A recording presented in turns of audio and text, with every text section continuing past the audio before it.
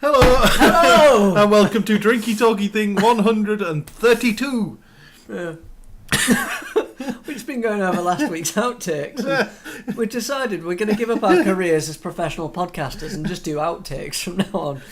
They're much more entertaining. So, news of games. Well, we'll start with we haven't done this for a while. A follow-up on a previous week's story. Yes. And that was the fact that Wind Waker and Nintendo pissed me off by making Wind Waker available to people who bought new Wii U's early. Yeah. So Paddy being one of the early adopters that bought... Sorry. I am going to beat you to death. The worst thing is I nearly bought one. I know. We've been through this. Let's move on. Out of spite. But anyway, so Paddy, being an early adopter, was worried that the fact that a person that buys a new Wii U would get the new Wind Waker HD. Well done. Before he did, which is a bit of a punishment for early adopters. What they're actually announced now is that it's going to be early for digital. Yeah, so you can basically the digital release is early, and the people who are buying the Wii U now are getting given the digital release. Yeah, which is fair enough.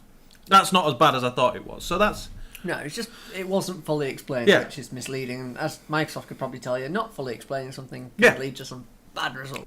Yeah, so not making things clear is a bad idea in general. Indeed. Nintendo also tried to make it a bit clearer on the 3DS, 2DS thing. They tried to clear up what the market was for it. This has been more of a story than it ever needed to be on it, really.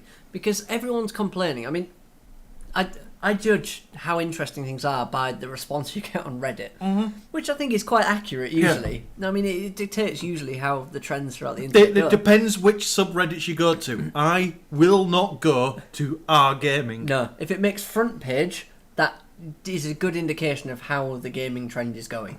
Or how bored the R Gaming community is. Yeah, that as well. But, I mean, the 2DS, pretty much, it was a steady mix of what the fuck and, dude, this isn't aimed at you. Yeah.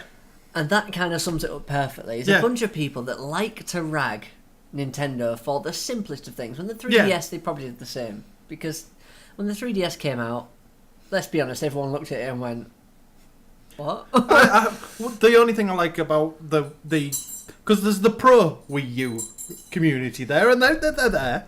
And I just loved that when the Xbone and the PS4 were announced, they popped up out of the woodwork and went, backwards compatibility, no, backwards compatibility, no. Nintendo, yeah, go on then. But working on that basis, really the PS4 technically has backwards compatibility. Technically, but doesn't. Anyway, so Reggie's come out and said, look, we're not aiming it at the main market for the 3DS. The 3DS market, we're still aiming for the 3DS. We have no impetus to get rid of the 3DS. We're still committed to it. This is aimed for the 5, 6, 7-year-olds that you wouldn't want to give an expensive 3DS. The thing is, when you build a console with a hinge in it, it's going to get broken by anyone under the age of 10. Yeah. If you take the hinge out, suddenly it's a lot more robust. And it makes more sense. Not only that, but 3D, it was established shortly after the 3DS, is not good for young eyes. Yeah, they actually say turn off the 3D for anybody under the age of 7. And the 2DS is aimed at anybody under the age of 7. Yeah, it's funny how that works. Yeah, it's shocking. It's like they've realised, hold up, we've got this a little bit wrong. Yeah. Because, well, this is the awkward thing with the Nintendo demographic, is everyone thinks it's aimed at kids, but then all the adults buy it. Yeah. I've never understood this, because the games are predominantly kid-based games. Yep. But every single adult that grew up with these kids goes and buys them. Yeah. And then complains if they're not tailored towards them. The other thing that's happened is the promo shots make it look like it's fucking huge. Now, I feel like you're going to be playing it like this, don't you? And kind of drawing like this on the... Yeah. Yeah. Well, there was a few demo units for members of the press at PAX, because PAX happened this week.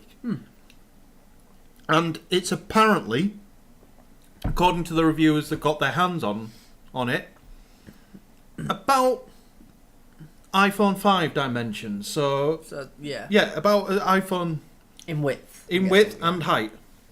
That's not too bad. So yeah, it's Again, this isn't something that's meant to be put in your pocket and taken around. This is something for No, kids. this is something for kids to play on at home. You don't want them taking it to Or in the school car. or on the bus. Chuck a couple in the back. Keep them quiet for a bit. That's how it works. That's the market it's aimed at. Or it's just become the cheapest version, cheapest way to trade your Pokemon.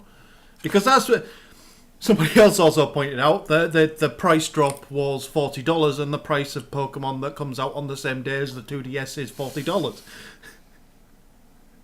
So you can have a 3DS. You can have a 3DS and pay $40 for Pokemon, or you can buy the 2DS and Pokemon. And just not bother with that 3D that you're going to turn off anyway. Yeah. How many different flavours does Pokemon come in these days? X and Y is the latest version. They also announced, as if to go admit they were going for the nostalgia crowd on it as well, the starter Pokemon. If you talk to the starter Pokemon, the 3 starter Pokemon, obviously in every game they've changed. Bulbasaur, Charizard, or it wasn't Blastoise, was it? He's the big one. Yeah. I forget his name. Bulbasaur, Charmander, and Squirtle. Squirtle. I'd already evolved one of mine. Yeah. Charizard. Yeah. Oh, Pikachu. No, Pikachu was never Was he not one of them? Not until Pokemon Yellow. Fuck, that makes no sense. Pikachu's the star, damn it. Yeah, but Pikachu wasn't a starter Pokemon. And apart from Pokemon Yellow, where he was specifically put in as the starter Pokemon. I miss Pokemon. How bad's this? I remember playing on my Nintendo Color. Yeah. Hell, my original Game Boy. Yeah. God, depressing. But they've already admitted that X and Y, you will get your normal starter, which are all new Pokemon, and I can't remember what they're called. But if you talk to Professor Oak, he will give you a choice of one of the 3 original starter Pokemon. So you'll get your Charmander and your Bulbasaur again. You know what I want? I'm sorry, I'm just going. Did anybody ever pick anything other than Charmander? Yeah, I went Bulbasaur. Why? It's fucking badass. Yeah, maybe to start with, but Charizard. It's a little dragon, I understand, but it's cute for fuck's sake. No. Nobody's intimidated. Imagine Skyrim with Charizard. No, you know where it's going to end up. You know they're going to evolve, so you know where it's going to end up. And Charizard fucking beats Venusaur. Blastoise is pretty much a marine.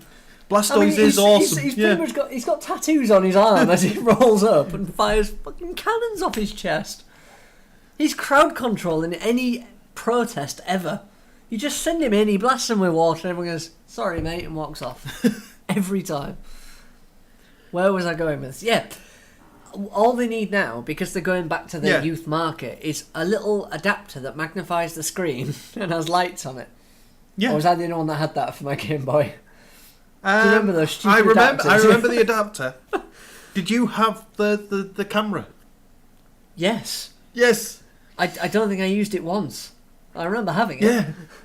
I remember taking pictures with it. I don't remember ever doing anything with those pictures. You could put little bits on them as well, couldn't you? I'm sure you could edit them in ways. And I remember just thinking, what's the point in this? All I know is that somewhere somebody will have picked up my... Because it'll have got sold on, and somebody will have put the disc in and just got given... There's a picture of you somewhere. There must be a picture of me as a kid on a Game Boy photo cartridge. I miss my Game Boy. I want one. I want one now. I'm thinking about getting like old retro consoles, and I forgot the Game Boy entirely, but I might just screw the rest and buy a Game Boy.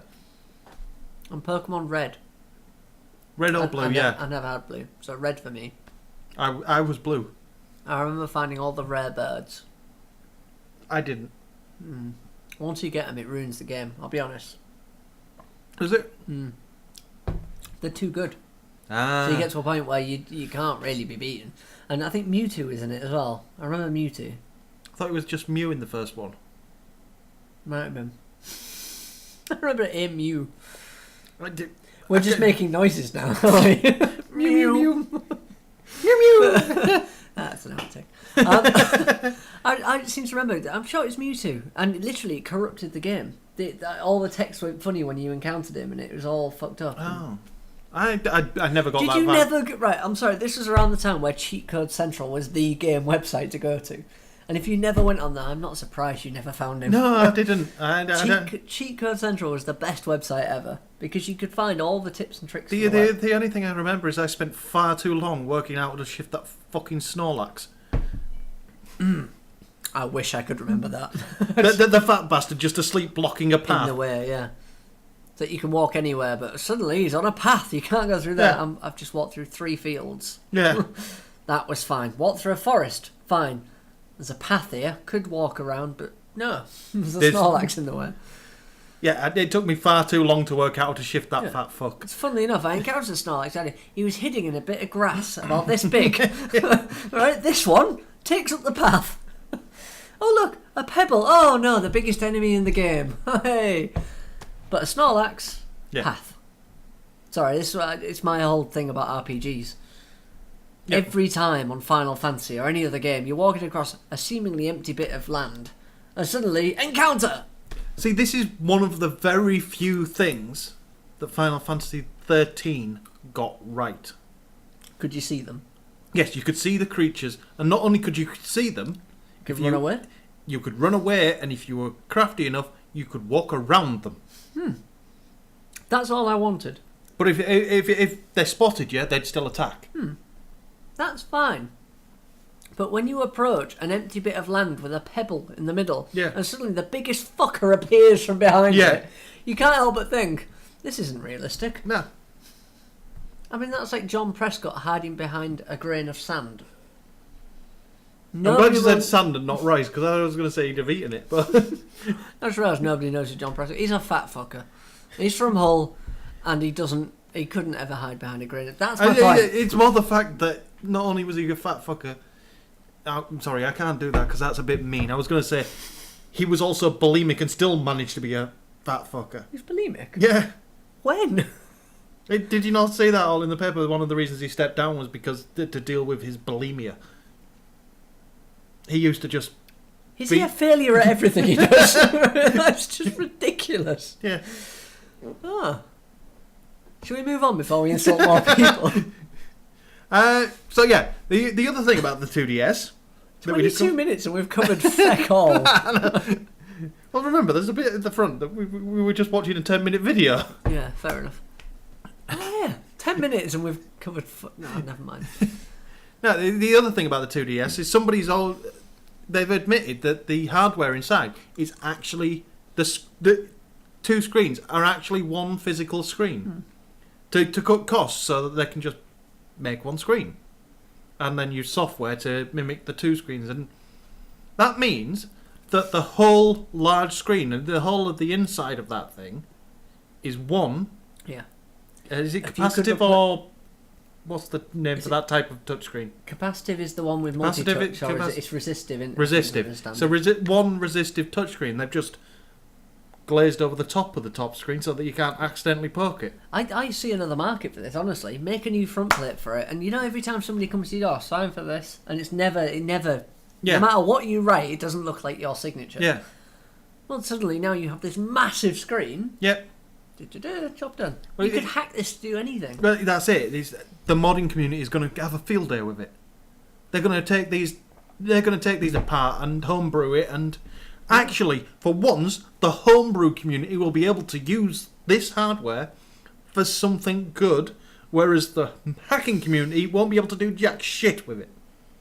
Not the hacking, not the piracy. The exploitative side of it. Yeah, the piracy side of it. Yes, they'll be able to do stuff with it. Obviously, they get their free games, but it's annoying, isn't it? Because everyone always goes, "Oh no, I've hacked my console for homebrew." Okay, I see at least 3 illegal games there. Explain to me how this is homebrew. I got Tetris. That's illegal too, technically. My Wii was homebrewed. It was jailbroken. What did you do with it? Turned it into a DVD player. That fine. Was my use. I'm happy with that. But it's when people... And it's usually... And I'm going to use this loosely, but Linux geeks. They go, I just want to have freedom. And then they go and install illegal software. Yeah. That they haven't paid for. And you can't help but think, that's not freedom, that's just ripping them off. Well, moving on from that anyway. Good news is that Battlefield is not going to be turned into an annual franchise now that they've got rid of Medal of Honor. Yeah, it just came out last year and this year. Did it? No shit. No, it was last year, wasn't it? Battlefield 3 wasn't Was last it the year year. before? Fucking hell. How long have I had it sealed in my... Yeah. Oh dear. You've had it sealed for quite some time. We never wanted it to become... But this is the fear. When they announced that they were getting rid of Medal of Honor, people started to fear that in order to compete with ActiBliz and their Call of Shoot the General in the Face. Right, for anyone that's new to this, Paddy doesn't play Call of Duty. He shoots the General in the face on the training mission. Never got any further. Carry on. I worked out I did work out there was one last thing. You could shoot him in the face from the bench and try out all the guns. Did you go to a distance and then shoot him in the face? I did the entire training section, and as you come out, you can still shoot him in the face from the just before you pass the gate. Just before you actually finish the training mission, you can shoot him in the face. Only you would come up with that. It spoiled my gaming experience. So the training mission was bollocks anyway. It was, yeah, but it's still a training mission. Anyway, no, it wasn't. It was to decide how difficult the game was going to fucking be based on how good you were, and I knew it was going to put me on the retard route. It put me on the retard route, and I consider myself reasonable at these things. But anyway, the whole point of this is DICE have said this is not going to be a regenerative thing. It's not going to come out every single year. They're not going to put it out annually, yeah. Unfortunately, it was DICE that said that, not EA. Which means, because let's be honest, Call of Duty isn't every single year by one developer. Treyarch, and then Infinity Ward. Treyarch, and Infinity Ward. Treyarch, and Infinity Ward. That's how they do it. Do you really think after yes, they make lots of money, but they always get a backlash from it every year. Yeah. The Treyarch fans. And I'm sure they cry into their billions and billions of pounds. But I've got to... I don't know. I don't think they... I want to know how much control DICE has of the Battlefield brand. Well, they are the soul. They have always made that game. Yeah. So I reckon they hold. Because if the DICE studio itself owns a sizable chunk of the IP... I'm pretty sure they own the IP. In which case, EA won't be able to get another studio to make the IP. So that could keep it biannual at least. Do you notice that DICE are the only thing keeping EA going in terms of shooters? Yeah. Until the Star Wars games comes out. No, isn't that DICE as well? I don't know now. I've got to stick in my head that might be DICE as well. Yeah, that might be DICE. We should edit this bit. No, that's not DICE. Oh yeah, that's DICE. There we go. Right, now we've got... no matter what, just put the right one in. But that's far too much effort. But either way, DICE have Mirror's Edge and Battlefield. And let's be honest, of the three games people are looking forward to from EA, Battlefront, Battlefield and Mirror's Edge, they've got 2 out of 3. Yeah, they really have. They've nailed it this time. They're owning it, aren't they? So either way, not too many Battlefields, positive. Yep. And Mirror's Edge at some point because not making too many Battlefields. Yeah. I can't see a downside to this at all. If they said we're going to take 5 years out from Battlefield to make Mirror's Edge, I would honestly say, yeah, alright. Go ahead. But at the same time, EA did this week say, we're not resting on our laurels. We're taking chances with our games this year. I mean, we're taking chances. We're putting out risks. We're working on a Star Wars game and and Mirror's Edge. I'm sorry, but that's that's an example of taking a chance. Mirror's Edge, which people have been begging for 5 years now. Well, to be honest, though. The better one is that we're working on a Star Wars game. That's us experimenting. But this goes back to the talking point Destructoid thing. It's unfortunately the populace are fucktards, right? Ourselves included. All these good games come out, And we don't buy them. I did! Yeah, I did as well, but it doesn't mean that we may have done. But Mirror's Edge didn't sell that well. No. The reason there wasn't a Star Wars game until recently is because it didn't sell as well as some of the other franchises. Yeah, but no, but the thing of saying we're taking a risk working on a Star Wars game. Yeah, okay, so taking a risk on working on a Star Wars game when there's a new trilogy of films coming out to back it up. I'm sorry, no. EA's press people are a bit retarded. Mirror's Edge is a risk though, because it didn't sell well to start with. Although the vocal community complain that there isn't. I think the cult following of the original Mirror's Edge will now be enough of a marketing ploy to push the re-release. It's kind of, it could become. It couldn't, but Call of Duty was never the big thing it is now. Basically, Call of Duty 1, 2 and 3. Mirror's Edge will never be up there with Call of Duty or Battlefield. You say that, but Call of Duty 1, 2 and 3... Because it will never be able to churn out as fast as Battlefield. No, but look at it this way. Imagine Mirror's Edge in a multiplayer setting. You got people free running, basically what Brink was supposed to be. What Brink was trying to do, yes. Yeah. If you could get that down to a fine art, and if anyone can do it, DICE have the knowledge here. Destructible environments, awesome at doing that. The Frostbite engine is unrivaled. Destructible environments. They have the first person aspect of it. They've got that down to a T. Yeah, they've got first person. And in first person free running, nobody's even attempted it. They're the only people that have done that, and they've done it very well. Yeah. If you could meld those three elements together, well, I want to see you have an awesome game. I want to see what they're going to do with Mirror's Edge, because the one problem I had with Mirror's Edge is once you got a gun, it got better, but you didn't get the gun enough. You thought I'd get better? I liked the gun. I couldn't fucking use it. I'd miss every time. And I played it on PC. I enjoyed the gun. It's the one game I've enjoyed the gun because it wasn't what the game was built around. It felt like you were actively encouraged not to use the gun. Yeah, you were actively encouraged not to, but when you were using it, it just gave you an edge that the free running couldn't. I honestly think if you could mix in those three elements, free running, destructible environments, and guns, you could have the most spectacular game ever. I think that would be the best multiplayer game, because the problem with multiplayer is you always have this thing, if you know where someone's going to go. But if you're free running, you can jump and do anything. I mean, even take the destructible environments out of it. If you can properly meld the shooting and the free running, you've immediately got two completely different play styles in the same battlefield. Yeah. You will have your free running players able to basically run around and bounce off walls to semi-dodge the bullets. Exactly. So your skilled free runners are going to be doing that, while your skilled shooters are going to be trying to shoot them. And well, that's it. If you've ever played a shooting game where you got someone running towards you, they can't run. If you're in a corridor, they can't run up walls. They can't do anything. They're running at you. You're going to shoot them in the face. But if that person running towards you it just suddenly goes spring, exactly, and all of a sudden they're on your head. What the fuck happened there? It honestly, this is the one place I could see DICE and EA being truly innovative. Yeah, which is something I never thought I would say about an EA game. I know it's going to be one of those days where you imagine the box from the people that brought you FIFA.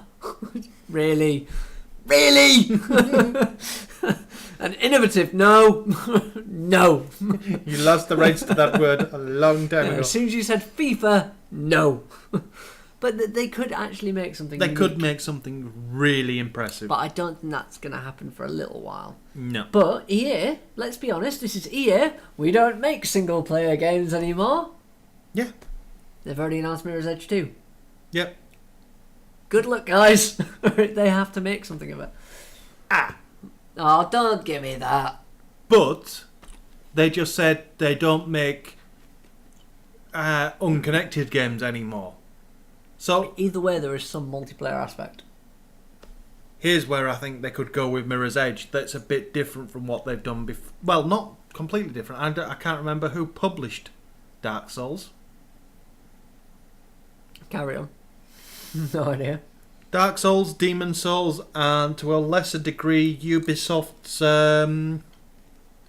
Zombie U, where players could leave messages in other at certain points in the map, and you'd be able to see It's them. one universe, but Now imagine that from the runner's perspective, where you can leave messages that have to get to a certain point in the game at any point in the game. So, but you could go back and once you've completed a stage, once you've completed certain stages of the game, set random tasks, random drops that have to be got from this area to that area. there's always going to be that one guy that glitches though and makes an impossible task. Yes, there's always going to be that one guy that does that, but that's the kind of connected experience that would really, really work with Mirror's Edge, because you'd be finding random packages and going, right, do I continue on with the main mission or do I take on this little side mission? And then your replayability becomes so great because you'd be coming up against these random... Yeah. I just honestly, I just want to see. Was it Faith? Yeah.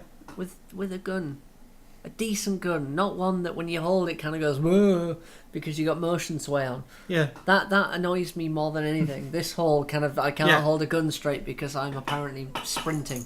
Walk then. Oh, there's no button for walk. I'll sprint everywhere. If they get that aspect right, it's kind of a new genre. Yeah. First-person shooter is one thing, free running is another. Put the two together, it's free first person. It's an FFFPFFFFF. Yes. Yeah. It could be good. I feel we should move on because we've covered the FFFFPS a little bit too much there. The Game Stick. Why not? It's one of those Android consoles that's been working in a while. They were all on Kickstarter a while back. The Ouya, the Game Stick, and I'm sure there was another one. There was a few one, and they all got funded. And the Game Stick is finally, the Ouya's launched and has kind of technically flopped. But the Game Stick is the one that did it kind of right. They built, rather than building a mini console, they built something that's portable. Yeah, basically they made something that you could take on the road with your plug into any TV and away you go. Yeah. And that's kind of what you need. I mean, you sum this up perfectly because this is your job. If you go into a hotel, Yeah, my job. You have a flat screen TV, plug in, hook up to USB, sit and play games. Yeah, That's all you want. My job has me on the road.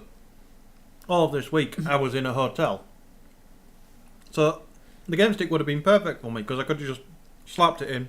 Exactly. Whereas the Ouya is a box. And if there's one thing that's not easily transportable, it's a box. Give it a controller as well, and suddenly you have this. You have a console. It's the fact. No, the Ouya box is easily transportable, but their controller is about it's a kind of the 2/3 of the size of an Xbox controller from what I've seen of it. Now at that point, instead of packing an Ouya, what I'm going to pack is my cabled Xbox controller and the HDMI cable for my laptop, which has Steam on it. That with you, yeah. Well, exactly. It's just it's kind of ill thought out, and I want to point out that freaking told you so. Yeah. The Ouya, I don't agree with. The Game Stick, I do. Yeah. The Game Stick is smaller, more portable. But it's finally got its release date. This is the story is that it's finally got a release date. It will ship, I think, on the 22nd of September. I'm going to pop up the story quickly because it did have a date and yeah, definitely launching in September. It doesn't actually have a date. I've just Don't love it when randomly this happens. I've randomly picked the 22nd for some reason.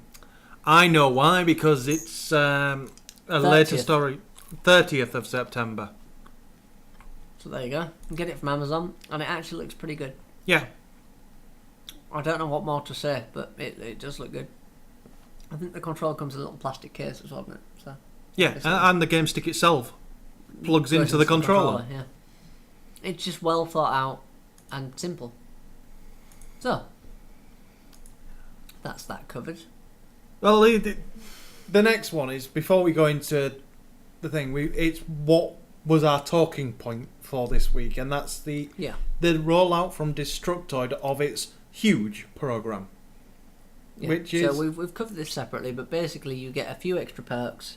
No advertisements. Yeah. So They're it's paying a kind of little a bit of cash. it's kind of a subscription service for the website, and yeah, they move off the adverts. They sign you up to competitions by default. They give you premium access to some of their beta key giveaways, which they always get. They get a lot. They get a lot because they're a very popular site. Yeah. There's a reason we get a lot of our stories from Destructoid. Yeah. And they reciprocate. They send so many links to us. It's a bit embarrassing. No? No, not No. one. But I don't care. I go to that site because I like the writing style and I like the personalities. Even when they are pissing me off, I still like the personalities. Ah, Jim. God old Jim Sterling. Jim Sterling. But They're trying to basically monetize the site in a different way, so they don't have to advertise to us. Yeah. Which is good because then they don't have to write. Yeah. They don't have to write the site. Yeah. They don't have to work the site to get the most out of the advertising to be able to pay their writers. And I'm all for them paying their writers. Yeah. So that's another argument. We have Yeah. that in a separate little podcasty thing. You can go and watch it. It'll be alongside this on YouTube. Yeah. Now, I think it's time for some music. Everyone loves Magical Trevor, cause the tricks that he does are ever so clever. Look at him now, disappearing a cow. Where is the cow? Hidden right now. Taking a bow, it's Magical Trevor. Everyone has seen that the trick is clever. Look at him there with his leathery whip. It's made of magic and with a little flip. Yeah, yeah, yeah, the cow is back. Yeah, yeah, yeah, the cow is back. Back from his magical journey. What did he see in the parallel dimension? He saw a bean, saw a bean. He's back and he's got a new trick. Magical Trevor is 10 times as slick as the last time you saw him. Now you can see why we really adored him. You might think his new trick is sick, sawing a pigeon in half with a stick. Look at the pigeon, and now it's in two. All my rear end is having a poo. Look at the mess in aisle 2. That's the place where we keep the ragu. There's so much ragu. Everyone loves Magical Trevor, cause the tricks that he does are ever so clever. Look at it now, disappearing a cow. Where is the cow? Hidden right now. Taking a bow, it's Magical Trevor. Everyone has seen that the trick is clever. Look at him there with his leathery whip. It's made of magic and with a little he's back. Yeah, the cow is back. Magic Trevor. The cow is back. The last time you saw him. Now you can see why you really what did he see? You might think his new trick is sick. Sawing a pigeon in half with a stick. Look at the pigeon, now it's in two. Oh my rear end is having a poo. Everyone loves Magical Trevor, cause it does are ever so clever. Look at it now, disappearing the place where we keep where is the cow? There's so much ragu. Taking a bow, it's Magical Trevor. Everyone has seen that the trick is clever. Look at it there with his leathery whip. It's made of magic and with a little flip. Yeah, yeah, yeah, the cow is back. Yeah, yeah, yeah, the cow is back from his magical journey. What did he see in the parallel dimension? He saw a bean, saw a bean. Okay, and welcome back. And that song was Magical Trevor. Influenced by Weeble. Yeah, it's a remix of the Magical Trevor 1 and 2 songs by Less Than 3. And it is in honour of Trevor, our regular listener, who didn't send us a song this week because he's busy, I guess. Damn you, Trevor. Fucking Canadians. Oh, can we go 1 week? 1 week where you don't insult a random country. He's not even Canadian. I just think it's fun. So, TimeSplitters 4. Yeah. Now No, it's not TimeSplitters 4. It kind of is. It's not. It's TimeSplitters for PlayStation 4. TimeSplitters and the number 4 in the same sentence. TimeSplitters 4. It's not. I don't care. It's the 4th game. It's TimeSplitters 4. It's not been made by Crytek, so it's not properly TimeSplitters. It's TimeSplitters Rewind, which is a fan-made project with the blessing of Crytek. Yeah. Well, So- it's not yet, is it? No. It's got the PC versions already got blessing. So they said, we're fine for you to make your own fan version of TimeSplitters. But the lawyers are going over there. And the team working on it have said that while they're working on the PC version, they're also working on the PS4 version because they've got access to a PS4 development kit. So there is a chance that as long as Crytek also okay that it could release on the PS4. And they said they want cross-platform. And they'd want cross-platform compatible. They'd want. This is the problem when fans make a game. If you put PC gamers against console gamers, this isn't elitist bullshit. They will trounce them. They will walk all over them and teabag their graves. Why has this not happened yet? We really need to get you and Alec on Dust. That'd be interesting. But genuinely, PC gamers will trounce console gamers. It's not even anything to do with kind of, we're elitist bastards, our consoles are better. So it is purely down to the fact that a mouse and keyboard is more accurate than. But that's it. That's analog why I said Dust. Dust 514 supports both controller and PC and keyboard and mouse on the PS3. And Alec will get his ass handed to him. You see that, Alec? Presuming Alec is on the console pad, he will get his ass handed to him. It's unfortunately, unless it's emulated keyboard and mouse. There's nothing worse than that, which is just silly. CCP are PC developers. Do you really think it's going to be emulated? Fair point. It comes down to the simple fact: with a joystick, you have to go all the way from this point to that point through every single degree. On a mouse, you can just go. There's acceleration. A joystick doesn't take into account how quickly you flick it to the right. It just goes whatever speed it's set to. It's constant. That's why mouse and keyboard wins. I'm not saying it's the perfect way to play a game, but it works a lot better for shooters. No, it makes sense. Yeah. Oh, also, TimeSplitters, awesome. Yeah. I realise I'll bring it back on topic now, because TimeSplitters, we have been waiting for it since Future Perfect, I think was the last one. Future Perfect. Which the TimeSplitters franchise has been going for a very long time. It was simple multiplayer gameplay, nothing else. I'm sorry, all I have to say is monkeys with machine guns. I am happy with monkeys with machine guns. The fact is, monkeys were technically an advantage because you were little, so you weren't easily headshotted. But at the same time... I didn't even play them for that reason, because I didn't give a shit. I was a monkey in a bottle hat with a machine gun. Well, the great thing about it was, if you were a monkey, you actually had to aim up to get headshots, which is a bit annoying. So you're actually at a disadvantage there. And at the same time, the guys running around could just bob down and suddenly they were head height for you. Because this is console gameplay where it balances out. If you run in a straight line, your sight goes dead centre. Yeah. Point it in the rough direction of a monkey while you're crouching, headshot. So monkeys actually were slightly disadvantaged. I didn't care. Yeah, fair point. I was a monkey with a machine gun. Even the side missions of sniping melons out of monkeys' hands. What part of this can you not... Are you not understanding? What about the cyber monkey? Surely that's better. It's like half Robocop, half monkey with a machine gun. I mean, that was... Could the cyber monkey dual wield? Yeah, they could all dual wield. This is the great thing about TimeSplitters. It's ultimately customizable. You can make your own map, choose what weapons you want in there. You could dual wield pistols, dual wield shotguns, dual wield machine guns. You stick them in there as the best weapon. And the computer AI was so poor, they would run straight to it. You could put them in a pit. And put the best weapon in there, and they flock in there. You just toss a grenade in, all dead. It was fantastic. It was ridiculous gameplay, and honestly, I miss it more than anything. I don't think there's a... See, people always say GoldenEye is the best local multiplayer, and I think TimeSplitters beats it. Yeah, it does. It's one of those things where nostalgia gets the better of you. First-person gameplay, if you're going for by yourself, playing with no one else, GoldenEye was good. And it was the best at its time for multiplayer. But as soon as you got... That's it.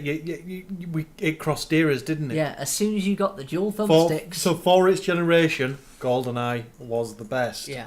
But dual thumbsticks, TimeSplitters, nothing came close. Nothing's come close since. And I'll be honest, TimeSplitters, I don't know if I can say this, I see it as a precursor for Halo. Because, think about it, TimeSplitters had that multiplayer gameplay, but they did it all local. Yeah. PlayStation then implemented the PlayStation Network Yep. very poorly. It was an add-on that went in, and there wasn't really any games that supported it well. Do you want to know the best use for that add-on that they plugged in? Dare I ask? Well, the back of that network adapter had an IDE adapter on it. Hard drive in you there. put a hard drive on it. At which point, you didn't even need discs anymore to pirate their games. You could just put the ISOs on the hard drive, and it would boot them. But you've got multiplayer, you've got PlayStation Network. Those two things with TimeSplitters never met. No, that was It was the fundamental flaw. Yeah. That's where Microsoft took their market. Yeah. They went, hold up, you've got an awesome game that loads of people like to play together. People like to play internet games together. This thing called broadband has been invented, and they just brought all of them together, and that's how Microsoft got their market share. But I don't think a multiplayer game, co-op in the same room, came close to TimeSplitters. No. So everyone has this nostalgic feel for TimeSplitters. This is where I think these fans are having a very hard time. Yeah. Because they've got to recreate that feel across a network without your mates in the room. And it probably was quite a generic shooter. But it was the first generic shooter. It's going to be very difficult. I think they might focus on the local before they focus on, because that if they get the okay for the PS4 version, then this could become the game that you get for your games nights, for your local multiplayer nights. And then imagine if you're able to take all four of you online at the same time into a mass match. You could have a massive match at once, couldn't you? Even then, the daft little awards you get at the end. That was the best thing. So you would get basically like the most improved player, or the most headshots, or the most lethal, most likely to shoot his own team. It went from the serious awards to the most ridiculous awards. Supersonic rocket-powered acrobatic battle cars. Exactly, the awards at the end of the match. That I always have one award. I always have the award for most destructive player. Basically, if anyone's never played Supersonic acrobatic rocket-powered battle cars, I can still do it drunk. I'm quite impressed. It's a game where it's Excitebike in 3D. Yeah. Excitebike in 3D. No, it's Excitebike 3D. That little football game you got where you could use your motorbike to hit the ball into the goal. It's that, but with supersonic acrobatic rocket-powered battle cars. Paddy is brilliant at destroying every other vehicle on the map. Just terrible at football. I don't that ball doesn't go near that goal. That's not my job. No. If the other team has blown up, then they're not taking. They're not. You're the Vinnie Jones of that game. You just plough through everything and go, right, guys, just put that in there, will you? Well done. So, moving on, and just a slight aside, Minecraft has sold 12 million copies on PC alone. Jesus Christ! You don't say that in the headline. No. That's ridiculous. But that's not including Android, iOS, and Xbox copies. It has sold 12 million copies. I mean, I know it's a popular game, and I know I should play it, but does it count that I played the alpha? Yeah. I need to grow a beard and say this, but I played it before it was cool. But at the time, all I did was literally I dug underground, I found lava and thought, hey, lava! Oh! That's as far as I got, and then I thought, what's the point in this? Because nobody was playing it at the time. Yeah. I think it's one of those things you have to have. You can build a work of art, but if there's no witnesses. No, because I had a friend recently pick up the Xbox version, and he didn't get it. Because he picked it up expecting there to be some targets, some goals, something that it set you to do. But that's not what Minecraft is. There wasn't even survival mode when I played. Yeah, I know. It was just blocks. But that's it. He picked it up and was expecting some kind of goal and target, and there's the achievements that kind of guide you on how to start out in that game. But unless you set your own goals, unless you set your own targets, there's nothing to do apart from dig a hole. Yeah, and this is what happened to me. I mean, now I go and I played the Android version. Yeah. Where you can go and you chop down a tree and you collect things and you can craft. There was none of that. I built a hole. I found lava, and then I found more lava. I feel like I missed out a little bit when I first played this.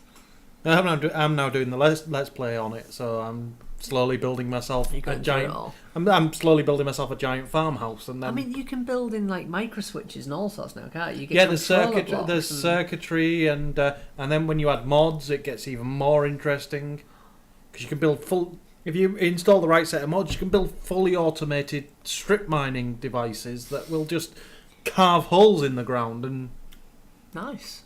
Build entire railway systems with proper switching blocks and all this kind of shit. He's a clever bastard, that Notch bloke, isn't he? Well, the mods have taken it far beyond what Notch could have ever come up with. Yeah, I know, but he still gets the money for it. He still gets paid for it, yeah. He's a clever bastard. The Xbox One controllers. Yeah, we'll go on to the controller talk, because there's 3 stories for the controllers, isn't there? Yeah. There's the Xbox story, and there's PS4's response to the Xbox story, and then the one that you mentioned. Which has been glossed over quite a bit. Yeah. The first one is Xbox. Obviously, they have announced that the Xbone will support 8 controllers. I welcome this. Yes, it's interesting. Though technically, if you want to go by pure numbers making for a good console, the Wii U is technically capable of supporting 14. There you go. The problem with all of this controller talk, let me point out now, the Xbox 360 supports 8 controllers, the PlayStation 3 supports 7 controllers. How many fucking games have you ever played where you actually use that many controllers? If you say FIFA, I'm going to punch you in the face, because nobody has that many people around playing FIFA. But it's bad enough with 2 players when you go, pass the fucking ball, and some guy walks it up the pitch. 7 of you doing that, chances are you don't touch the ball during We that have game. Played 4-player FIFA. But never 8-player. Never 8-player, but then we haven't been at a games night where people would bring 8 Xbox controllers. No, we have been at one, but then we played system-linked Gears of War. Because split screen doesn't work for 8 players. Right. I can go hipster again here. I've played 6-player FIFA with my PlayStation and 2 multi-taps. You remember the multi-taps? Yes, I do remember. Stupid fucking things you had to plug in that everyone would connect the controllers to. Yeah, I played FIFA a ridiculous amount of people on there, and it kind of works 3v3. Yeah. I can imagine 4v4 would work, but the problem is nobody does that. Nobody does. I mean, literally, people don't leave their houses anymore. We complain about the fact co-op is dead. Yeah. People don't sit in the same room and play computer games anymore, as much as it pains us. As much as we do, want but them to, we are the abnorm. We're the older generation now, which depresses me. I've come to accept it. Yeah. The grey hairs, you've kind of got it at that point. I still get ID'd buying drink. I can't be seen as the older generation. She goes to me, 24? I went, no, 26. Alright. Fuck. What? Anyway, the problem is I haven't been ID'd since I was 14. Yeah, I know. You don't play that many people in the same room. And it's nice if you do, but very few games support it. It is a limited few games. I know, that's what annoys me more. If you can do online multiplayer, you can do it fucking local. Yes. But, again, they don't care about this stuff. Sony have recently announced they're only going to accept 4 players. 4 controllers, consoles. Yeah, which, as much as I would like to say Microsoft, well done, and I still applaud them actually for putting 8 in there, because there are some games that will take advantage of that. Well, I'm actually going to say well done Sony on not going for the one-upmanship, because they've done it on every fucker.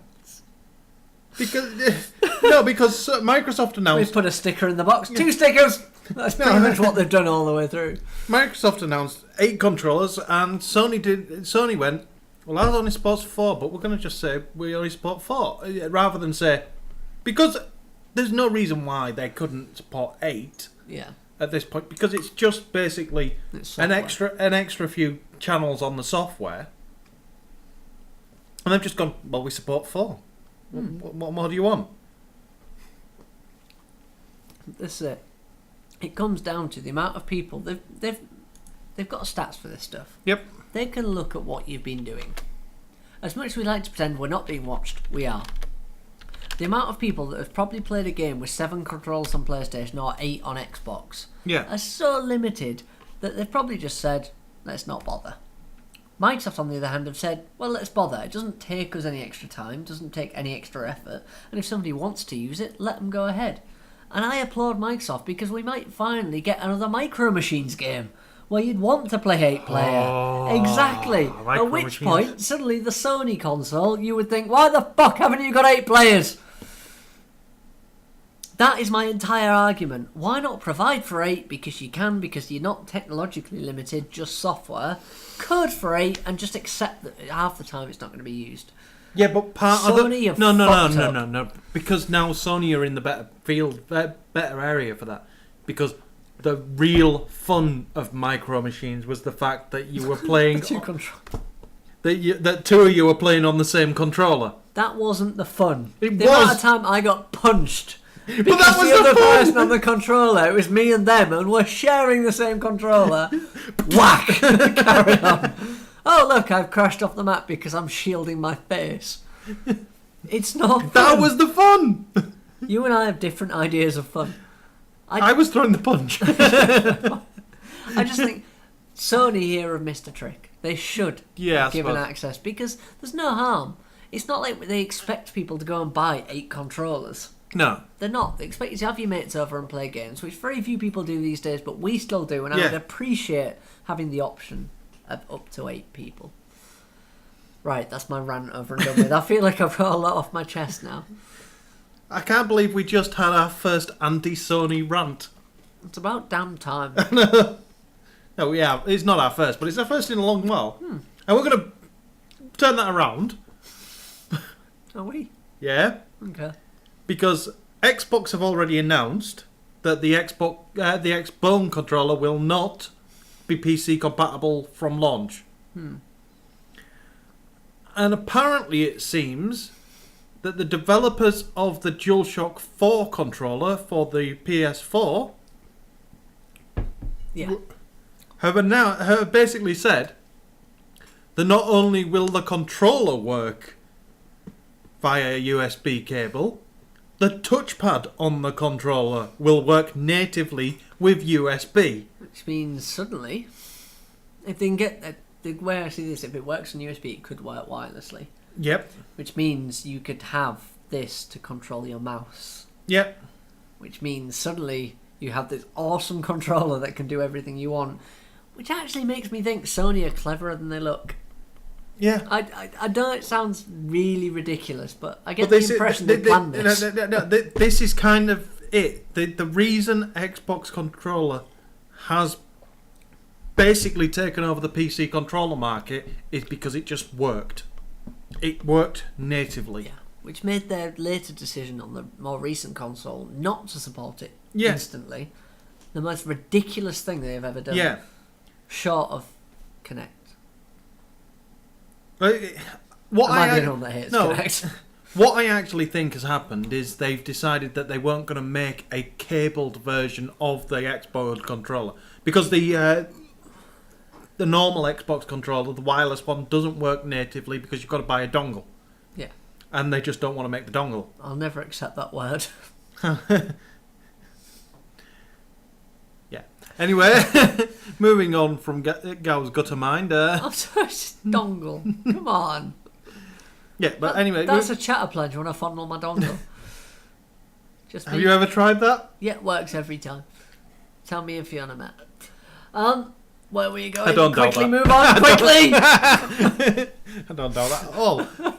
But yeah, so but the PlayStation 1 didn't, and that's why the Xbox took over, and I've got one, and I accept it's solely for PC. It's solely for PC, but depending on how good the PS4 controller is to work with and it's got a blue light on the front. How could it be a bad thing? I mean, that is a good controller. Just look at it. Blue light, and the thumbsticks go in this time. Your thumbs won't slip off like they used to. Yeah. But depending on how much use that touchpad gets, I can see that overtaking. I can see, or at least becoming a viable alternative. Yeah. Which is a good thing as well. But it's interesting to see. You know what I miss as a navigation tool? What? The Lenovo nipple. Do you remember the nipple? Yeah, I do remember the nipple. Just nestled amongst your keyboard, you'd have this little red nipple. Yeah, but Dell have got it now. Have they? All Dells have nipples. Have you noticed how fucking useless it is? Yeah.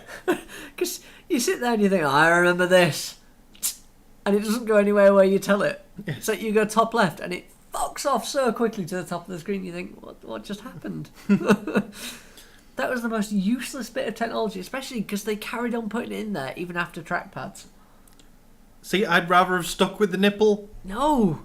and never had a trackpad. Why? Because trackpads on laptops fuck me off, no end. No, trackpads... Because the moment you start typing, the balls of your thumbs touch the trackpad. You are doing it wrong, right? I'm sorry, you are doing it so horribly wrong if your hand is hitting the trackpad as you type. My hands are huge, yours are tiny. I see it as an exercise in finger painting. A trackpad is just finger painting. If you're on Photoshop, literally, you're just finger painting.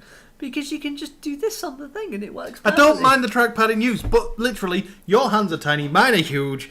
When I'm typing, the balls of my thumb hit the trackpad and move the fucking mouse. No, I don't. Right, put your hand on that keyboard like you would type. You type like a weirdo, right? There should be a gap between your wrists. You should get... Actually, I'm doing... Oh, God. I've just made a case for the Microsoft Natural keyboard there. Everyone types like this. No, that's playing an accordion. That is not typing. Yeah, Nobody types like this. Yeah, nobody types like this. I type like that, Yeah. and I hit the trackpad. I understand you have normal size hands. Seriously, who in Microsoft thought that was a normal way to type? When they're doing this at the same time, it's ba. It's the most ridiculous thing in the world. The ergonomic keyboard, yes. It was the most stupid idea, and I know people that swear by them, but at the same time, nobody types like that. Nobody. Right, where were we? Xbox One, seeing as we're slagging off Microsoft, That's not like us. launch date. Actually giving us a launch date. A nostalgic launch date. It was the same launch date as the That's Xbox where the 360. 22nd came from the GameSpad article. It's the Xbox 360 launch date. Is it? Yep, November 22nd. Fair enough. Unfortunately, it lands between the European Xbox PlayStation launch and the American PlayStation launch. So they're going to be out in Europe before PlayStation. Yep. But not in America, the native market. They're not going out in their native market, but this, I think, is actually deliberate. Because they're not as worried about their native market as they are in beating the PS4 out the door on the market they want to try and take. So they're letting Sony have the head start in America because they know they've got the native market there, and they're trying to beat the PS4 out the door as if it's going to make a blind bit of fucking difference. Because at this point, anybody who's going to buy one of those consoles at launch it's sold out. is pre-ordered. Yeah, this is what I don't get. If it was a case of you can go and buy this in a store, fair enough. But not only is it only coming out in 13 countries, Yeah. it's going to be pre-ordered, completely sold out. Yep. Nobody's going to be able to order it in store. Why? You want to know how I think they should have done it? No, actually, I suppose that's why they've done it. They've launched it on the Xbox 360 there to go, nostalgic. This is why we've done it. I think they should have done it another way, which would have been the brilliant way to do it, but this would never happen. They should have both agreed, right, we're going to announce it and start our pre-orders this day. we're both going to start pre-orders on this day. They did. Yeah. And then they agree that when they when they run out of their pre-order boxes, that's the day they release. Basically, once all the pre-orders have sold, you release. Nice. That would be good. That would be a competition, because you'd watch the units actually slipping out against each other. But can you remember how this started? When the pre-order started, it's like PlayStation, Xbox. Yeah. Oh no. FIFA. We'll take off all the DRM. Pretty much, the PlayStation orders went through the roof. Xbox slowly caught up. Then they got rid of DRM, and it went through the roof. Yeah. And suddenly, both consoles probably going to be equal on release date. I wouldn't be surprised if the sales stats are very similar. They are, but apparently Sony have already run out of pre-order editions.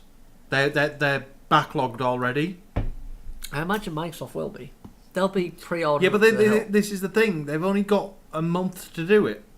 They're going to hit it in a month, but how far backlogged? Yeah. Everybody looks forward to Christmas to find out what's going to be that one item that you can't get that Christmas. My PlayStation 4. Yeah. They're specifically mine, because I want to sell it, so I need to make it sound like it's... If you sell This it, is I how will I'm making my disown you. millions, right? Yeah, if you sell it, I will probably disown you. No, I'm not the type to sell it, but if I'm bankrupt come Christmas time, I'm going to have to pay the bills. This is more necessity than it is anything else. I have the money for a PlayStation. I can't even afford a game for it. Yeah, but I'm your going to be PlayStation- relying on PlayStation Plus to get me through winter. That's not a bad thing to be relying on, really, is it? Not really. But either way, it is announced. And there are 12 other markets. Yep. So we have Mexico, Canada, UK, France, Germany, Italy, Ireland, Spain, Australia, Austria, Brazil, New Zealand. I think that's most of them. Oh, Yeah, Netherlands. Oh wait, no, not the Netherlands. What? No, the Netherlands aren't included in the 12 Holy countries. fuck! The Neds are not included I in... love the fact they've listed this as well. Our Euro pals. I mean, bear in mind this is Destructoid. Yeah. Our Euro pals: France, Germany, Italy, Ireland, and Spain. Yep. And then they've also listed a separate bit: Australia, Austria, Yeah. Austria, not a part of Europe anymore. Yeah. Throw another shrimp on the barbie. What is this, Dumb and Dumber? I mean, seriously. Austria is part of Europe, damn it. They've completely missed that. They have done the Dumb and Dumber routine. Yeah. They've completely got messed up. Yeah, they've missed that one up. But that's shock. That's bad. That is terrible. To miss out the Neds as well. 'Cause Netherlands. As far as internet connectivity go, they are... The Neds are number one for internet connectivity. Well, in Europe, anyway, they are. I think Korea beat them in the world. I think Korea beat them globally, but only Korea. Yeah, there's not many. And they're the market you want, really. Well, where the fuck do you think Philips comes from? I think the Dutch are, unfortunately, underestimated. Yeah. The UK are very highly represented. The This Dutch must come from research. They're not daft. The Dutch are underrepresented because everybody just thinks of them as the country that's going to be taken out by the fish when the floods come. Yeah, they really are. But at the same time, they'll be high, so they work out. Let's be honest. I can't believe that the Dutch have been left out of this. I really can't, because it's not exactly a small place. No. Not only that, but they are generally very well off. And most Germans buy all their tech, all their games, in the Netherlands. Yeah, because everything's censored in Germany. Yeah. There's no chance Dutch people are going to go across the border to Germany. It's a half an hour trip. No, some Dutch people do. They're stupid. Because if you buy, I think it's World of Warcraft that it happened for. I had a few guildies that used to go across the border from Holland into Germany, because in Germany they sold the European version, which came with English included, and in Holland they only sold the Dutch version, which was just in Dutch. But there's no blood in World of Warcraft, No. so that's fine. If Yeah. there's any blood in a game, you never buy it in Germany. Oh no, it happens the other way around, but There are situations where they'd go the other way around, but Yeah. So oh, anyway, Dutch bastards. 13 countries. are Fucking getting Bangkok. that. But 13 countries out of the however many countries there are in the world. You can dub in a number there, right? Yeah, it was the fact that it was originally 22 countries. I know. Was it 23 countries? It was a lot more than what it currently Yeah. is. Because I mentioned it at work the other day, and Dave, who I work with, is a big Xbox Yeah. fan.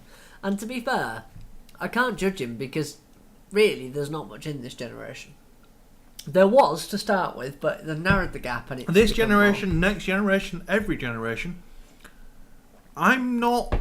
It comes down to what your mates are playing. It right? really does. It's all about what your friends are playing.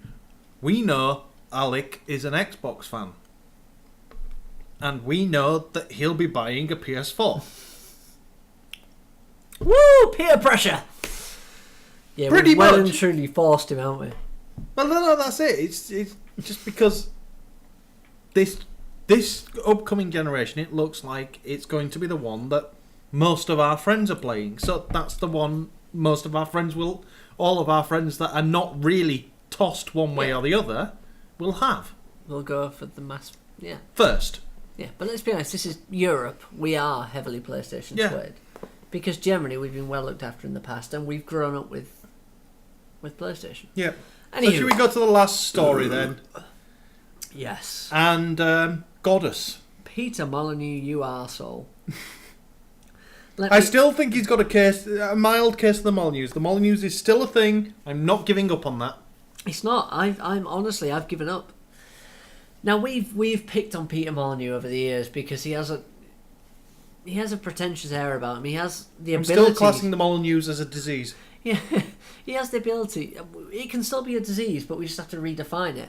It's not being Peter Molynuex or acting like Peter Molynuex. It is literally using pretentious Now, slang. the Molynuex was basically spouting nothing but PR bullshit Yeah, and then not delivering on your promises. yeah, but this should and be it- put and into that- context. And now, I think Peter himself may have found the cure to his own disease. Well, this is why I want to put this into context, because the Molynuex were pretentious bullshit without any facts or any kind of figures or even a product to back it up. Yeah. I want to tack on to the end of that because of publisher relations. Because now that Peter Molynuex is technically, well, he's not technically, he is an indie. He kickstarted a campaign for Godus. Yeah. And 22 Cans have produced Curiosity. See, he still had the Molynuex while he was hyping Curiosity. Yeah, but he had now, to.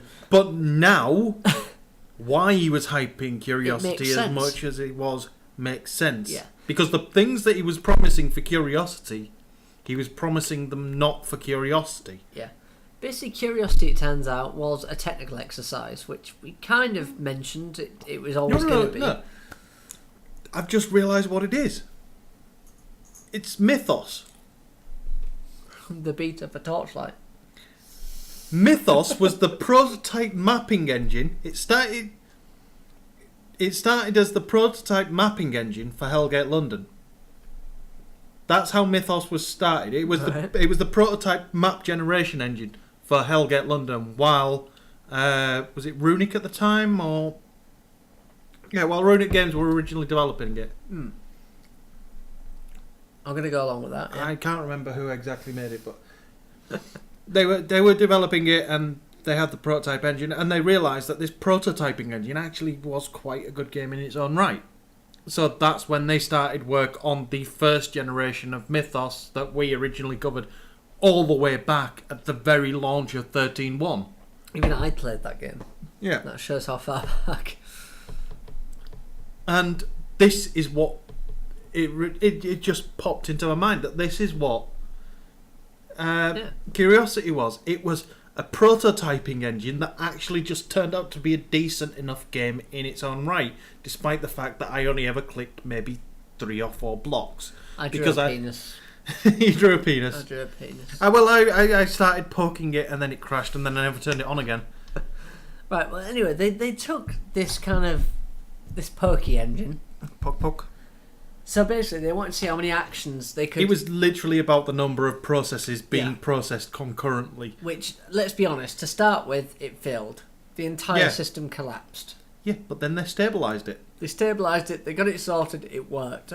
Fantastic. They have since carried on work with Godus. And my God, the arsehole's come up with something good. He has. He was showing Adam Sessler it. There's a 40-minute long video that we will link. It's every single minute is worth it as well. Because Peter Molynuex, he has this unfortunate thing where in the past he's always been a slave to the PR machine. Yeah. He's had to work for Microsoft pretty much. Yeah. Because he started Bullfrog. Yeah. He went on to Lionhead. Microsoft got Lionhead. And then Fable happened. Yep. Fable was unfortunate in the sense that they wanted to build this sense of world beyond kind of... They wanted to mix real world and game world. So your real life actions and everything, you would project yourself among this game. Fuck off. I just And found no- that if you fast forwarded the time, Exactly. the system clock, you could give yourself infinite money. Well, there you go. Nobody gave a shit. That was the problem. And this is where it all came about. He put too much stead into a game, which was essentially just still a game. Yeah. Now, Godus is something different. He's gone back to his roots. So he's gone back to Populous, Black and White, the games that made his name. Yeah. And Black and White, as much as it was mixed reviewed, and it was, because it had its flaws, it was a good game. It was a good God sim. Populous, I don't think anyone's ever argued. No, nobody's ever argued Populous is anything But other than even brilliant. as Molynuex puts it himself, when you go back and visit, it's not the same anymore. Yeah, he said himself in that video that he went back and played it, and fuck me, the UI... Okay, they weren't his words, but the UI was god awful. Yeah, and that's how it works. But that... I like the god pun there, but yeah. Anyways, he's gone on now, and he shows snippets of Godus, and Godus looks absolutely astounding. I have changed my entire opinion on Molynuex because he has gone back to what he started with. He has gone back to when he was good. He has dropped the pretentious bullshit. Yeah. Nothing is for a higher being or any kind of nonsense or any moral ethic. It is purely down to he is making a good game. Yeah. And as he said himself, he knows what's probably going to happen is everyone's going to be a bit too nice. Yeah. And there's going to be no real conflict. Yeah. Because of the way humans work. If you put 20 hours Well, into no. a game... He doesn't... He thinks players are going to play very nicely together, Yeah. but I think he didn't play enough of the games. You've got the experience in this part. I've got the experience. You've seen how it works. Yeah. He references games like Tribal Wars and Travian as what happens is people are very pally-pally with the people that are nearby. Yeah. But what actually happens is a lot more like Eve, where, you're very, very pally-pally with the people nearby because they're the people nearby. But the people cross over that. But very, very, very quickly, your little group becomes quite powerful and gets pissed off at that little group over there that have also become quite powerful, and you get massive, organised, very structured wars. How you would think it would happen is kind of... Think global politics. Well, this is it. You would think this tribe would meet this tribe and think instant conflict. What generally happens is those become kind of, we'll be friends because it's mutually beneficial. When you get enough of those people, you then have this area. For anyone on audio, this is a big area of people that are working together. But that is essentially like a single tribe. Yeah. So when they meet the next tribe, The best thing is just look at America. Yeah. You have your states, but all the states bound together is a country. And that country's about to blow up Syria. Yeah, but it's not because Putin will just stamp on them. I say stamp on but them, there you've got another group of regions that have formed into a country, Exactly. and that's the point I'm making. Yeah. You get big areas of lots of people collaborating. And you get what will happen in Godus is these organisations will pop up, and these will have non-aggression. Individuals won't be aggressive. They'll have non-aggression pacts between each other, and then basically they'll end up with world war. And considering the world of Godus is the size of fucking Jupiter, Well done, Molynuex. Right, this is his other one. He's entirely... I don't mind somebody being arrogant and a bit kind of, fuck you, we can do better. But his sole reason for making the planet so big was that Notch made Minecraft the size of Neptune. Yeah. So he went, fuck you, Jupiter. Beat that in our solar system, bastards. And he made the biggest planet he could. And I love that, right? I love the idea. Yeah, well, first he did need it because every single player game is on the same world, so he'll need that kind of space. And he said 100 kilometres as well. Yeah. That's a big area to cover. Yeah. So everyone's going to be well spaced out. The entire world is multiplayer. Yeah. So everyone's going to interact with everyone. The weather system. The weather system is manipulatable. Yeah. Or by the if you change the coast of your area, it changes the tides, which changes the wind patterns, which changes the weather, and that's all the millions of micro calculations that Curiosity proved. And the belief system within it that gives you power is a la black and white. So you have to have lots of followers. The more followers you have, the more power you have. The more power you have, the further you can reach out. Yeah. And the more powerful things you can do. So throw a meteor, and the meteors as well are very black and white. You click and drag. Yeah. Let go, meteor flies down. I mean, that is... You can see his influence throughout all the games he's made in the past. But then there's all the civilization stuff as well. Yes. The stuff that he's just outright lifted from Civs and admits that he stole them from Civ. Yeah. I love the civilization games. I've outright stolen this feature. Yeah. The annoying thing is the fact that he has had such a prolific career, and I think Fable was his downfall. Fable was a black time for him. Yeah, it's still a good game genre. I mean, don't get me wrong, it's still a good game. Fable was still good, but it was a black time for him. But it's not his genre. He's very much the God Sim, and he's very good at that.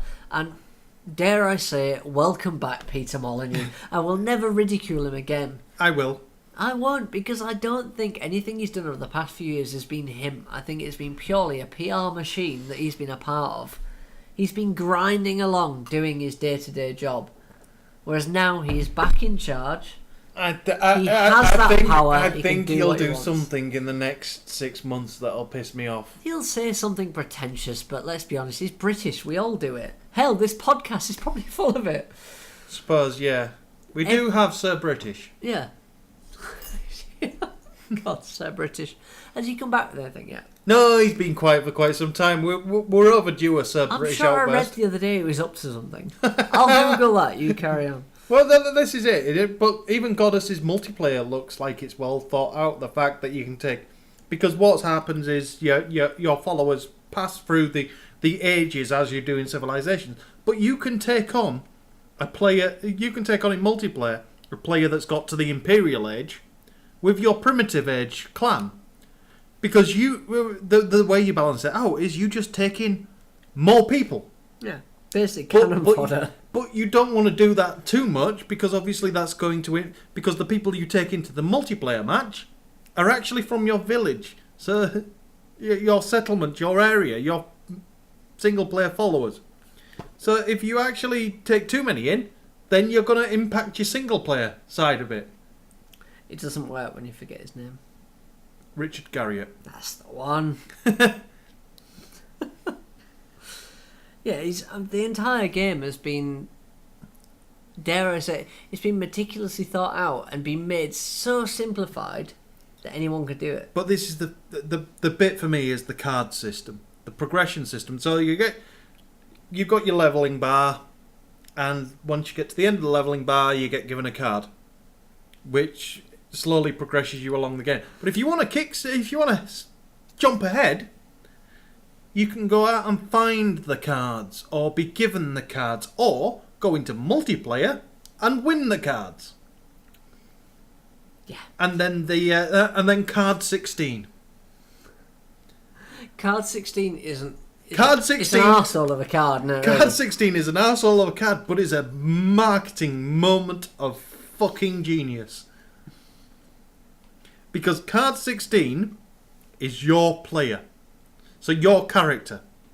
So if you go into multiplayer, and the first people you're going to play multiplayer against are your friends, if you go into multiplayer and you lose, the winning player could win a copy of your card 16, meaning that player will then have you. And they can then do what the hell they want with you. Yeah. They can kill you, they can put you in the slums, they can set you to impossible, not allowed to breed. It even links to your Twitter profile. It is you. So, like your own game profile, it is linked to any social account that you have linked your profile to. Which means you could spout nonsense at somebody in-game by just spamming your Twitter with, "Fuck you, buddy. I'm not your buddy, guy. I'm not your guy, buddy." You see where this is going. Yeah. So, yeah, you can then send people tweets directly in-game saying, "I'm about to kill you. I've just thrown you in a river. You're now on top of this hill and can't get down." Also, Richard Garriott, Shroud of the Avatar, Forsaken Virtues. Yes. Pretty much seen as a spiritual successor of Ultima Online. It's going to fail. Well, of course it is. But still, SOTA is the is the abbreviation. That's something positive, right? That's a piss poor abbreviation. It sounds like a typo. But either way, Peter Molynuex, we absolutely fucking adore you right now. I hate you and adore you because you're gonna make me like Godus and gonna make me use Steam Early Access because I didn't get on board with the Kickstarter, which means I don't have a copy of this game yet. So the fact that he's put it on Early Access means I can actually get my hands on it. He is, unfortunately, he's come. A cunt. No, in my eyes, he's back to where he was. He's re-earned my respect. He's gone back to Bullfrog days. He's gone back to the bits he is very good at, and I can't think of a single. I can't believe one video is enough to turn us around, though. That's the worrying part. That's a sign of how good that game looks. To me, it's a sign of how the industry works. Very much before they have to pander to a crowd. They have to make sure the public's happy. We've even overlooked one bit of the video that we didn't mention and one bit of the story of Godus that we didn't mention. And that's the guy that won Curiosity. Yes. Now, he has been given the title of God of Gods. And people were wondering what that got him. Now, we knew that it got him some royalties from the game. Yeah. But we didn't know how long he'd get them for, and it's been confirmed that it's 6 months that he will get a chunk of royalties from the game. So for every transaction, he will get a cut. Yeah.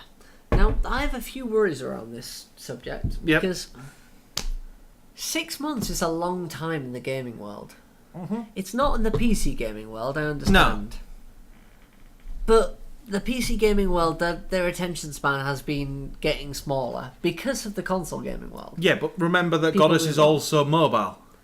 Yeah. And there's microtransactions. Again, the mobile gaming world is even shorter attention span. Yeah, but the mobile gaming world pays a lot more in microtransactions. They do. I worry that this game could burn out. I know it's designed for the long run. It's clear it's designed for the long run. He wants it to go. We also want... Yeah, I understand where you're going from that, but let's stick to what the guy's got. So he's going to get a cut of the royalties, so he's going to make money from the game. Even if it does burn out after 6 months, he's got the first 6 months, the good 6 months. Exactly. I think this is part of the mechanism, you know? Yeah. Because if people are competing for that power, that kind of reign over the game, it'll keep the game going. Yeah.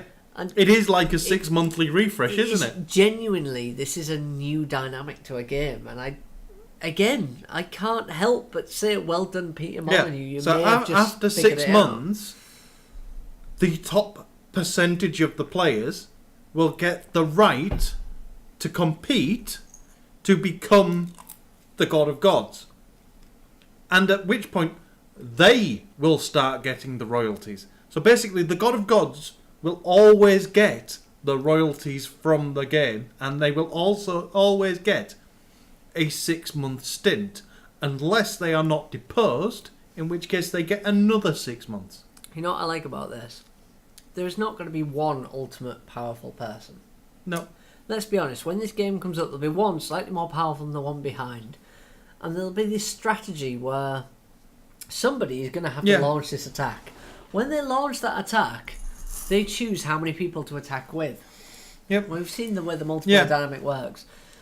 They're going to infinitely weaken their own side. As soon as they take that power, somebody's going to come along and go, right, well, you're fucked, are you? They're going to walk in, but it's trance that person. It's also the choice of the choices he gets. Now, each week, he will get 3 choices. One's a trivial choice. So, something like one of the choices he might get is the weather in the game. He can set it to whatever his local weather is. And that will be the weather across the game. I want to point out the current person lives in Edinburgh. Yeah, so expect it to rain a lot. Yeah, there'll be a lot of rain. The second choice you'll get is a moral choice. So, 22 Cans will basically ask him a question. Is it right that the NPCs work 24 hours a day? Meaning that if he says no, it may be that suddenly the NPCs only work for 21 hours a day and sleep for 3. You know what I love out of this? If this guy's clever, he'll just say, no, that's not right. They can only work 1 hour every day because of the tribe can't grow. Nobody can attack him. If he plays this well, he could last longer than 6 months. Yeah. I hope he does. And then the third choice is is mechanical based. So you'll be able to change the values of certain things. So certain god powers cost more or less. And that's interesting. Because if he's given the moral choice, he may not be told what the outcome of the moral decision is. I'm actually going to imagine that Molynue's not going to tell him what the outcome of the moral decision is. Well, I imagine he'll see it. He'll have to see it unfold in front of him. But either way, this entire game, as much as we wanted to hate Molynuew, yeah, we did. He's back on form. He is. The old Molynuew is back. The one that we actually liked, because I played Black and White to death. Yeah. I played pretty much every Bullfrog game ever made. Yep. It's nice to see a return to form, and really it's hard to... I mean, we should rejoice this, not belittle it like we usually do. And well done, Peter Molynuew, you fucker. I say that because obviously my life's ruined from this point on because I'm going to have to play this game. Yeah. So, should we cover the extra time bits? The extra time stuff, right. PBS have started a new TV series called Game/Show. And actually talks about video games in a proper context. So professionalism and production values, all that stuff we don't value. All that stuff we don't... No, that we don't value it. It's just that we can't do it. What do you mean? Come on, we're dicking about here. Are the special effects not working? No, the special... I tried to put a dragon walking across last week. Did that not? No, that didn't happen. Damn. It's not going to happen this week either. Well, first of all, I can't do a dragon. I'm going to be honest.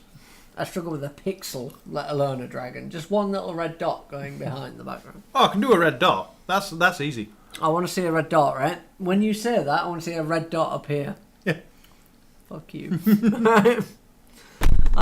You're going to have to watch the video now to make sure the red dot appears as well. That's fine, I've made a note at the time. Yeah, that's not the actual time that will be in the video, remember? I know exactly what time it's going to be. Lego minifigures? Seriously? They are making a Lego minifigures online game, and there's a first look trailer on it. As a person that spent way too much money on Lego minifigures, this amuses me. Yeah, and it's made by Funcom, so... Oh, so it'd actually be quite good then. Yeah. Then the Lego minifigures, for anyone that doesn't know, generally are Lego mixed with characters from other genres. So you get Harry Potter, you get Tarzan, you get kind of... Paddy's getting a selection of them here right now.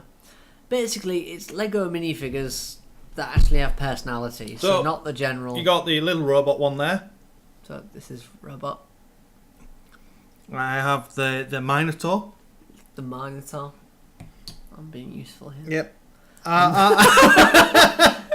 I have the. I don't think that's actually legitimate. Yeah, He's got the grease monkey humping the skater girl. Yeah. Yeah. Pretty sure that's not standard. This is all the leftovers because I buy way too many and then pass on the extras. Yep. The minifigures are. It adds a bit more personality to Lego, doesn't it? It gives it a bit more personality. What else have we got? PlayStation Plus. They've got a nice little promotional trailer for PS4, PS3, and PS Vita, and it looks pretty good. It just advertises it very well. It makes the most of what's going on there. EverQuest next. And some more interesting videos showing what's going to happen with the actual storyline and all that shit. Which is good. Mugenics trailer, which is the new game from Team Meat. Okay. And looks really interesting. Oh, good. It involves cats. And they're not just a bunch of pretentious arseholes like the video makes out. No, they're not. Okay. Well, they may still be pretentious arseholes, but the games are still good. As long as they make good games, I will still be in favour with them. Well, we still like Molynuex, despite the fact that for quite a while he was just a pretentious cunt. Yeah, but for quite a while before that, he was a very good games developer. Unfortunately, these guys just jumped straight to pretentious cunts. Yeah, they went pretentious cunt, then made a good game.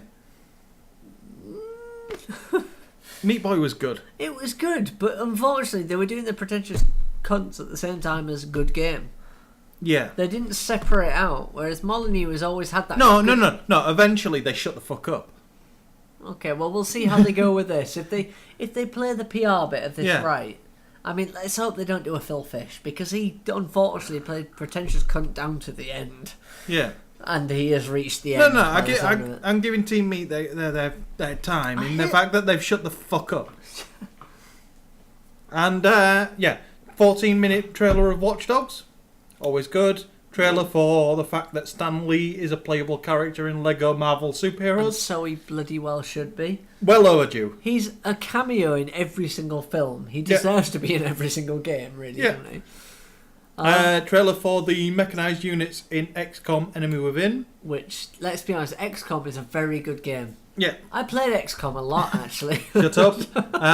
Trailer for Audio Surf 2, which I am looking forward to even more. Yeah. And then a trailer, well, not a trailer, a guy remaking Mirror's Edge, a parkour runner, actually with a GoPro camera on his head, doing first-person parkour. There may be some slight CGI post-production, but... I'm not sure if it's CGI, but there's definitely some post-production. Yeah. And it makes it look a bit fake, but it's genuine. This guy genuinely ran across rooftops. They've maybe post-producted it to make his arms look more like the computer character. Yeah. But either way, it's awesome. Do you want to stop burping at the camera? I'm trying my best. And that's it. So I'm DrunkenGamer on Twitter. And I'm pissed. And he's pissed. So he's D_Gow on Twitter. Do you want to do the rest? Or you can find us at 8bitalliance.com/Drinky Talky Thingy on Facebook. 8bitalliance.com/YouTube for our YouTube account. 8bitalliance on Twitter. Yep, and that's it.